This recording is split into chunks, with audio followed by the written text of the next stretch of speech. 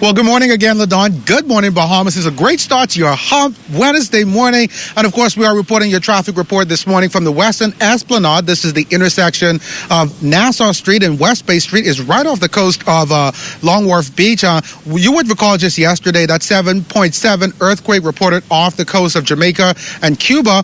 Many persons here in the capital reported feeling some tremors. And, of course, this morning, as the island returns back to normalcy, that's not earthquakes is something that we don't experience on a regular basis. So many persons attempted to return back to normalcy and, of course, are on the road making their way to work and to their various destinations. Of course, this morning, we are, of course, joined by Officer Crestania Johnson from the Royal Bahamas Police Force Traffic Division, who's giving you an initial look at overnight traffic. Good morning, Officer Johnson. Good morning to you and a pleasant good morning, Bahamas. Well, overnight, we've had 14 accidents involving damages. There are two hit-and-run accidents and 6 accidents involving minor injury. It's good to report that the officer who was in hospital yesterday, that he's home recuperating. So excellent.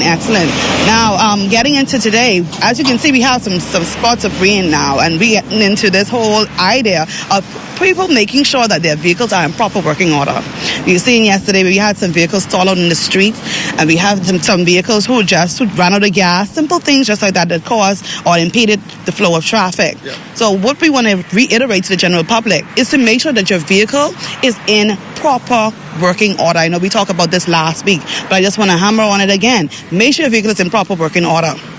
So you talk a lot about proper working order. I want to zoom in and zero in now.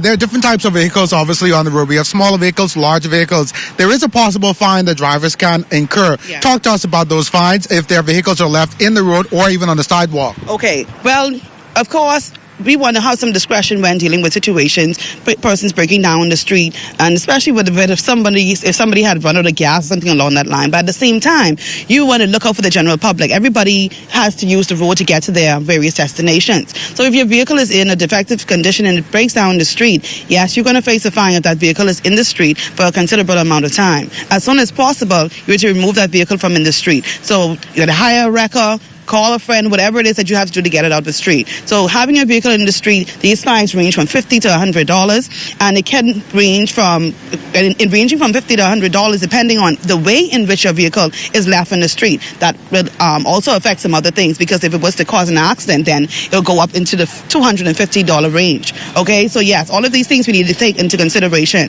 I know one thing, when it's raining, I saw the other day, believe it or not, there was an individual in their vehicle with the windshield wipers not working, and they did this number. They did the wiping of the windshield number. So these are things we need to avoid. You need to be able to look outside of your vehicle and see the main road and be able to see pedestrians if they have to pass.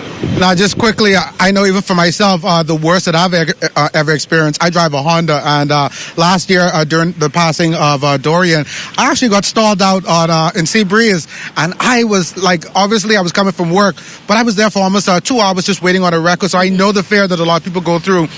It's scary. The last thing I'd like you to talk about is safety for the drivers as well. As you have to step out of your vehicle into the road, as well as you may have personal items of value in your vehicle, you want to secure those things as well. Yes. You have to. So at the end of the day, you're looking out for your safety. You're making sure that persons can see you, yes. But at the same time, you need to secure your valuables. There are persons who traverse the streets who have some bad intentions. So we want to avoid those incidents of you being a target. So, for example, if you have any valuables in your vehicle, please secure them.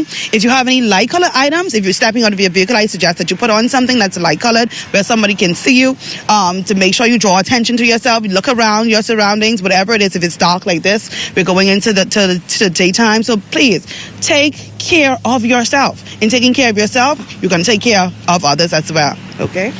And so, of course, as we wrap up next week here in the morning edition, I'll be reporting on a story about protecting your home belongings, those lawnmowers, those gas tanks around your house. We had a couple of reports coming in from police about home invasions, and so we're going to talk to some companies about what you can do as a homeowner to better protect your belongings. But LaDon, reporting back to you on a beautiful Wednesday morning back there in studio.